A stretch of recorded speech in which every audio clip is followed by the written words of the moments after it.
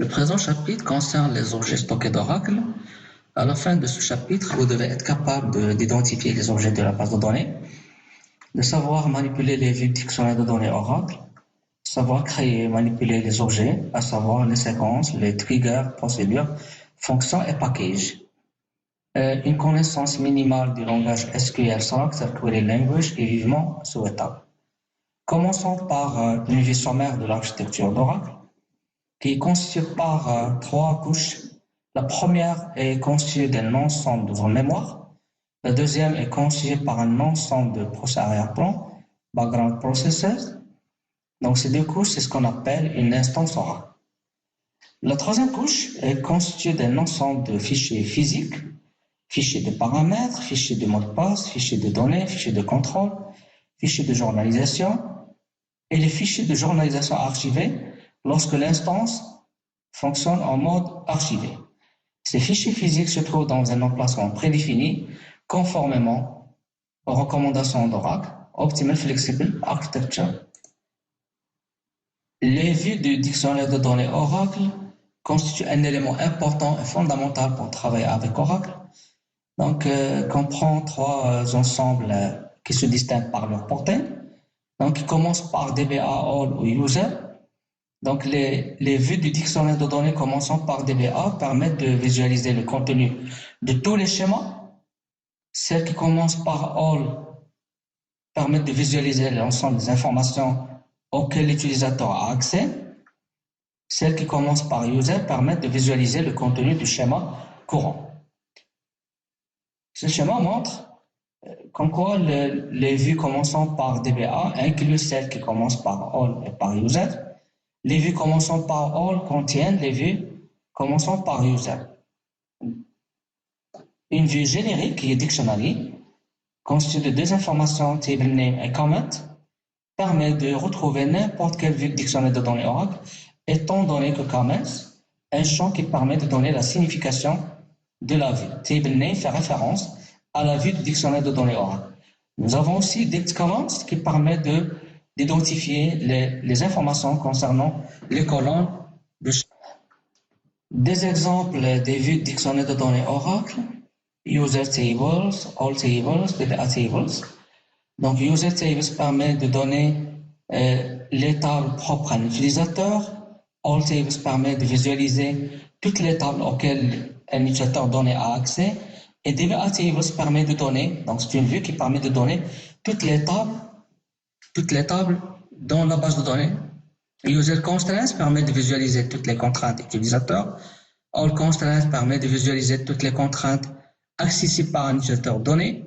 DBA constraints permet de visualiser toutes les contraintes existantes dans la base de données. Pareil pour les triggers. Oracle offre aussi une vue générique, User Objects, dont les champs sont Object Name, principal champ, Object Name, Object Type. Object Type va permettre d'identifier le type de l'objet. All Objects, donc Object Name, Owner, Object Type, DBA Objects de manière similaire. Owner, concerne en fait le propriétaire de la vue de dictionnaire de données en question. Des exemples, donc pour avoir accès aux objets, donc les objets accessibles, select Object Name, Object Type, Owner from all objects. Il est important de mentionner le champ Owner du moment qu'il s'agit d'une vue qui commence avec All. Si on se demande aussi d'afficher toutes les tables d'un utilisateur donné, donc en utilisant User Objects, select Object Name from User Objects where Object Type est égal à Table. Sachez qu'on peut retrouver la même information à partir de User Tables de manière similaire. Le schéma de base de Oracle peut contenir un ensemble d'objets stockés, à savoir les tables, les triggers, les contraintes, les vues, les index, les séquences, les procédures stockées, synonymes, les types de données définis par l'utilisateur, les liens de base de données pour les bases de données réparties.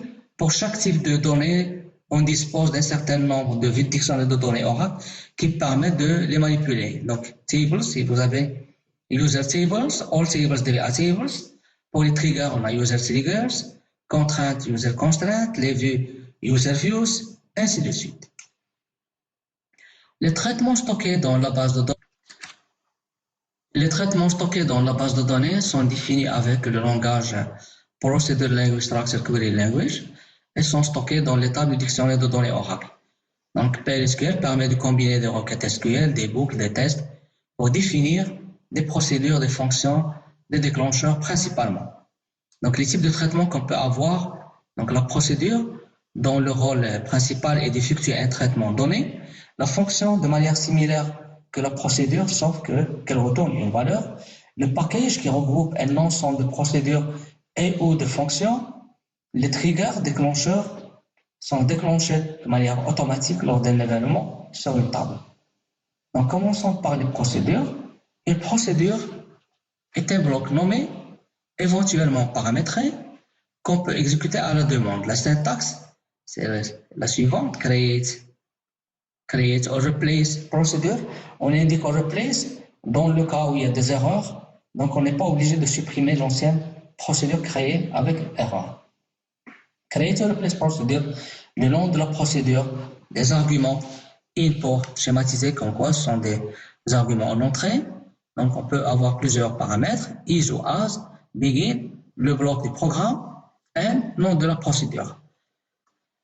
Pour exécuter une procédure à l'extérieur d'un programme, c'est execute, le nom de procédure, en mentionnant les paramètres effectifs. Dans un programme, on peut faire appel à la procédure directement avec les paramètres. Les procédures sont utilisées aussi à travers execute, comme cela a été mentionné, mais on doit avoir le privilège execute. Execute, éventuellement le nom du propriétaire, le nom de la procédure, et liste des arguments. Donc, comme cela a été mentionné, l'exécution à l'intérieur d'un programme, il suffit de mentionner le nom de la procédure avec la liste des arguments. Pour supprimer une procédure, donc, drop procedure, le nom de la procédure. Un exemple de procédure, il s'agit de créer une procédure qui compte le nombre d'employés pour un numéro de département donné. On utilise la table en du compte Scott. Donc, create or replace procedure. Donc, la procédure s'appelle PON. Donc, vDepartment number comme variable d'entrée, number 4. Is, on déclare une variable qui va contenir le count, le nombre d'employés. Donc, son type, c'est number. Begin, select count en pneu, donc into v number, déclaré comme variable from on, where department number est égal vDepartment number, qui est fourni comme argument dans la définition de la procédure. On tient à mettre v pour schématiser qu'il s'agit d'une variable. De même, output.putline, le nombre d'employés, et v number. Donc, putline permet d'afficher une ligne. Donc, pour voir les procédures dans la base, donc select object name from user object, where object type est égal à procédure. Un autre exemple, il s'agit de créer une procédure qui permet d'augmenter le salaire d'un employé donné. Donc, on utilise en fait la table Scott, create or replace procedure raise salary, VID, donc c'est un paramètre en entrée, il est de même type que le numéro d'employé de la table on le schématise avec pourcentage type. Is begin, update cette salle est égal à salle fois 1.1, le taux d'augmentation, where employé est égal à VID, donc le numéro d'employé que nous allons fournir comme argument. And raise salary. Procédure created. Et pour exécuter, donc execute, raise salary, et en fournissant un numéro d'employé pour lequel on souhaite faire le traitement. Les fonctions sont semblables aux procédures mais retournent un résultat et qui peuvent être utilisées dans une expression. La syntaxe de création, create or replace function, le nom de la fonction, les arguments, et return le type de valeur. Is ou as peut éventuellement définir un ensemble de variables, begin et end, et là il y a le contenu du programme, et return variable à retourner.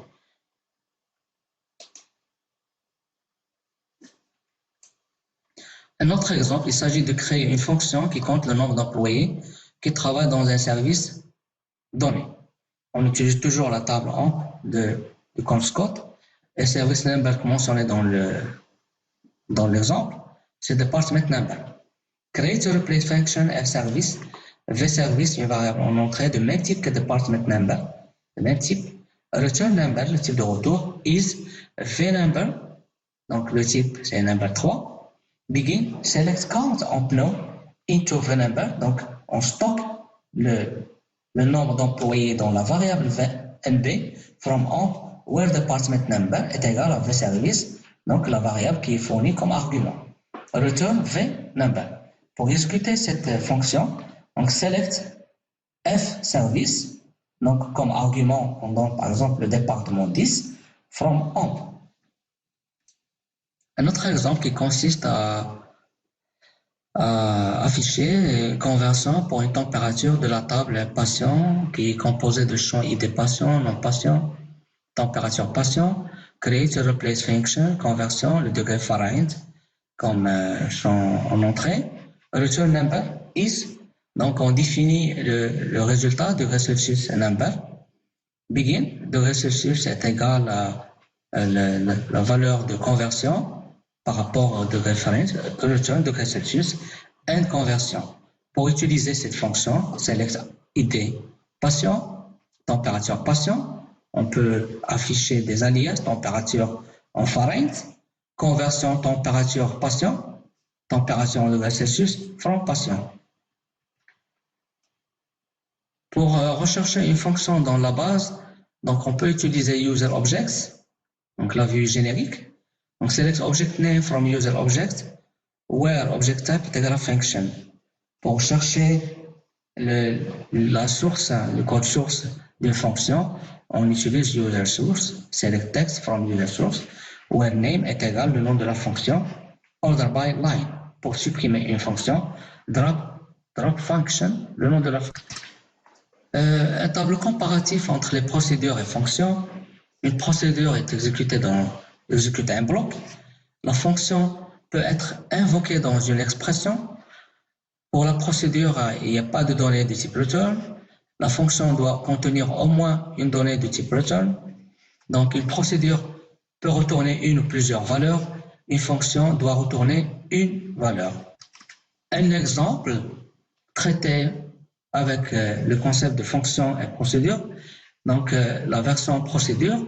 Donc, on traite le factoriel. Donc, create a replace procedure fact. Donc, n en entrée, le nom pour lequel on calcule le factoriel. Et fact, c'est le résultat. Out is begin. Donc, on initialise le factoriel par 1. For i in 1 jusqu'à n, factoriel est égal à factoriel fois i. And loop, and et anti-slash. Pour l'exécution, on est obligé de déclarer une variable résultat. Donc, res de type integer, begin, factoriel de 5, res, dbs output.putline, résultat, res, end. La version fonction, create a replace function, f factoriel, n, paramètre en entrée, return integer is begin, if n est égal à 1, then return 1, else return n fois factoriel de n-1. And if, and, et on n'oublie pas de mettre le slash. Pour l'exécution, comme la version procédure, on doit déclarer une variable résultat. Et ce résultat, cette variable, va contenir l'appel à la fonction. Donc la fonction peut être invoquée dans une expression. dbms output.putline, résultat res, pour afficher l'information end. Afin de permettre de développer des programmes interactifs, on peut utiliser la clause accept. Accept department prompt fournir le nom du département. Select étoile from depth where the name upper et commercial depth pour enlever toute ambiguïté par rapport au département. Donc, comme exécution, fournir le nom du département. Donc, on utilise toujours la table depth du conscot. Donc, sales, department number, the name, location. Les packages est un concept qui permet d'encapsuler d'autres objets qui sont des procédures et des fonctions. Les avantages de l'utilisation des packages, c'est tout d'abord une meilleure structuration et surtout chargement en mémoire des constituants du package une seule fois. Donc, un package constitue d'une partie déclarative dans laquelle il y a les spécifications des fonctions et des procédures et la partie qui définit le détail des fonctions et procédures, ce qu'on appelle body. Donc, la partie core, body du programme, la définition du détail des procédures et des fonctions. Le syntaxe create or replace package, package name, is ou as, et on définit ici les éléments du package. Il peut y en avoir plusieurs. Et end package, lorsque c'est indiqué entre, ce qui est indiqué entre crochets et facultatif. Create or replace package body pour définir le détail des packages. Donc, package name is déclaration du type ou de variable globale. Donc, si on a spécification du package, les détails des fonctions et des procédures, and le nom du package, slash. Un exemple, il s'agit d'un package qui regroupe une procédure et une fonction. Donc, la procédure permet d'afficher une suite de nombres et la fonction permet d'afficher la différence entre ces deux nombres. Create or replace package, my package, as procedure display numbers. Donc, PLOWER, c'est le premier nombre et PUPPER, c'est le deuxième nombre. Et function, différence, PLOWER, in, PUPPER, in, en entrée, return, number, and slash. Donc, on voit bien que dans la partie de la définition du package, on spécifie juste les signatures de la procédure et de la fonction. Dans la partie détail du package, donc package body, create or replace package body, my package, as donc la procédure et la fonction. Donc la procédure est définie de manière détaillée comme étant donc l'affichage de la suite de nombres. Donc for i, in, PLOWER, PUPPER, loop, donc la boucle, dbms output.putline et la variable i, and loop. Pour la fonction, function différence, PLOWER, PUPPER, return number, et on retourne directement PUPPER moins PLOWER. And de la fonction, and du package. Pour l'exécution de la procédure, donc c'est execute my package display number, et on spécifie ici les deux nombres. Sachez qu'on doit obligatoirement activer l'affichage à l'écran avec la clause set server output on. Pour l'exécution de la fonction, variable result, begin, result de point égal, my package point différence. Donc on fait appel à la fonction du package my package et on fournit de même les deux nombres pour lesquels on veut faire la différence. Donc vous voyez bien que toujours on définit le package, point, le nom de la procédure, le nom du package, point, le nom de la fonction. Le package d'entrée-sortie standard DBMS Output permet de stocker l'information dans un tampon avec les modules put et putline, les procédures, les principales procédures de DBMS Output, putline, getline. Putline permet d'afficher une chaîne de caractères, comme on a déjà vu. Getline extrait une ligne de tampon de sortie. Un exemple d'exécution, c'est execute DBMS output.putline et un message à afficher. On ne doit pas oublier d'activer l'affichage à l'écran. D'autres packages, par exemple celui qui concerne le rafraîchissement dans la duplication pour les valeurs réparties, DBMS refresh.refresh. Pour les séquences, une séquence est un objet virtuel qui ne contient aucune donnée. Il est utilisé pour générer automatiquement des valeurs incrémentées de manière automatique. Le syntaxe create sequence, le nom de la séquence. On doit définir le pas d'incrémentation, increment by entier. On doit définir, on peut définir la valeur de début, start with max value, min value. Donc, ce qui est indiqué entre crochets et facultatif. User sequences, c'est la vue du dictionnaire de données Aura qui permet de visualiser toutes les séquences créées. Nous avons aussi deux pseudo-colonnes, curval, nextval, current value, nextValue qui retourne. Pour la première, elle retourne la valeur courante. Nextval incrémente la séquence et retourne la valeur obtenue. Pour supprimer une séquence, dans la séquence et le nom de la séquence. L'exemple suivant nous permet de créer une séquence qui sera utilisé dans une table, dans la création d'une table. Créer séquence 1, sec 1, start with 1, increment by 1, max value 30. Donc, on a créé une séquence qui s'appelle séquence 1, qui commence par la valeur 1, incrémentée par 1, et la valeur maximale, c'est 30.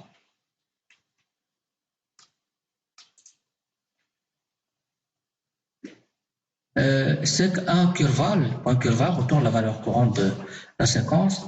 Sec1, point nextval, incrémente la séquence et retourne la nouvelle valeur.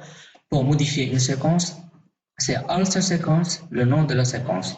Donc ici, on peut définir, par exemple, un nouveau pas, increment by 5, max value 850. Pour afficher le nom de la séquence, le nom de la valeur courante, select nom de séquence, point curval, from dual. Dual permet de compléter la requête. C'est une table imaginaire.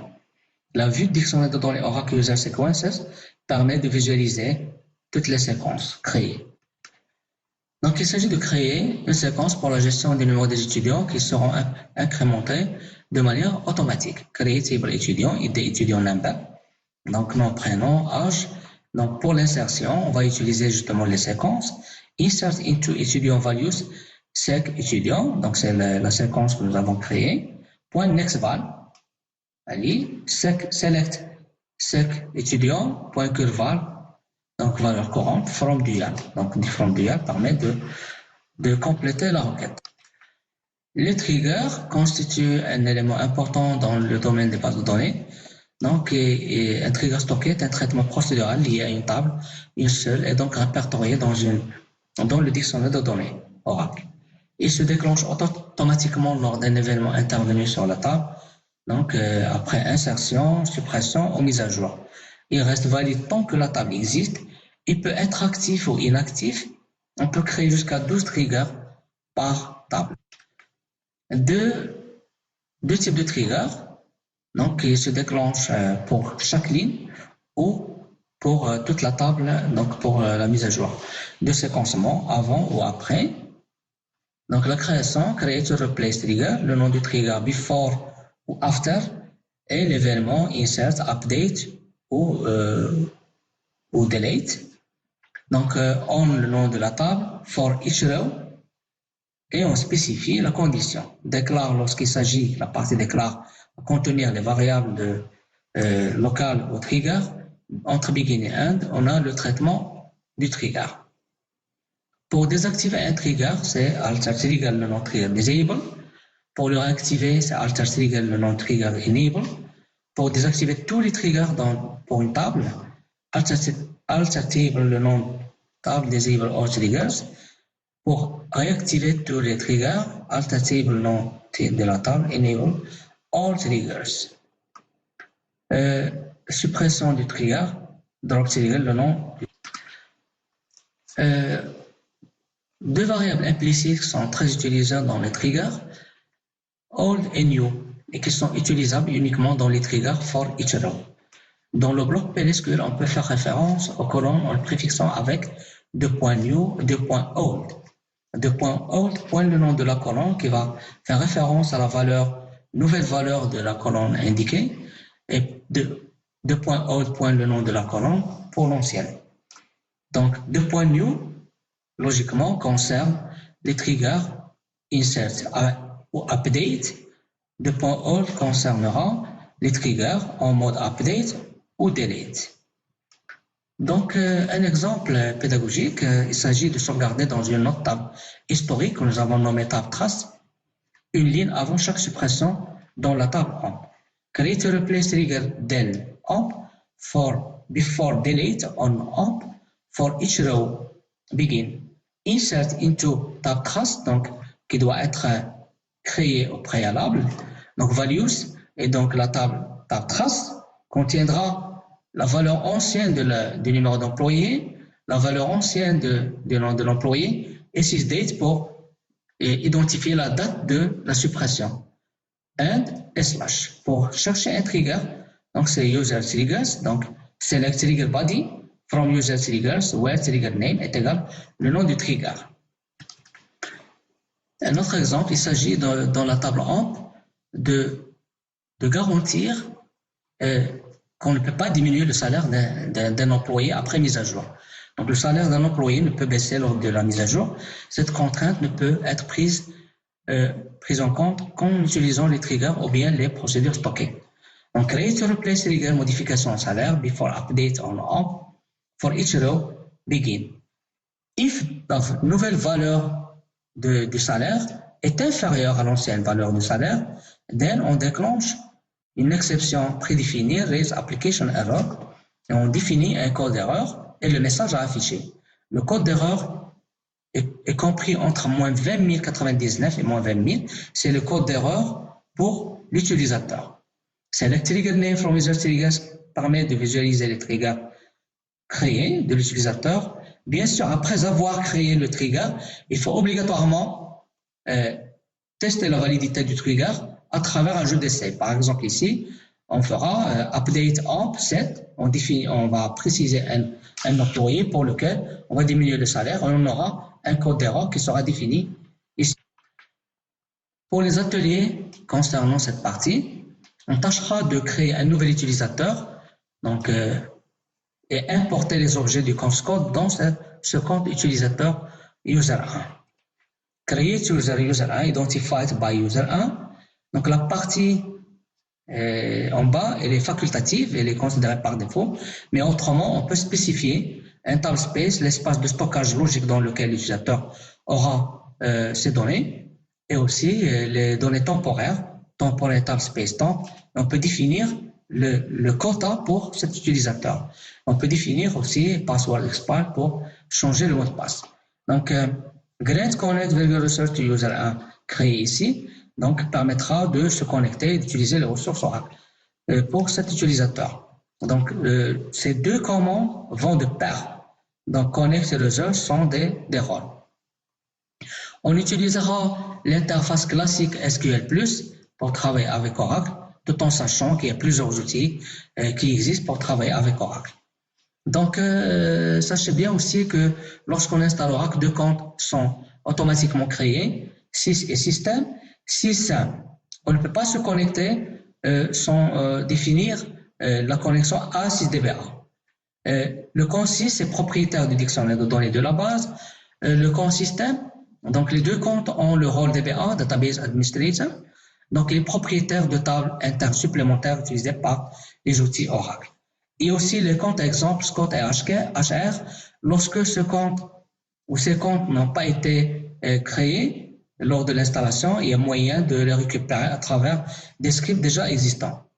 Donc, merci.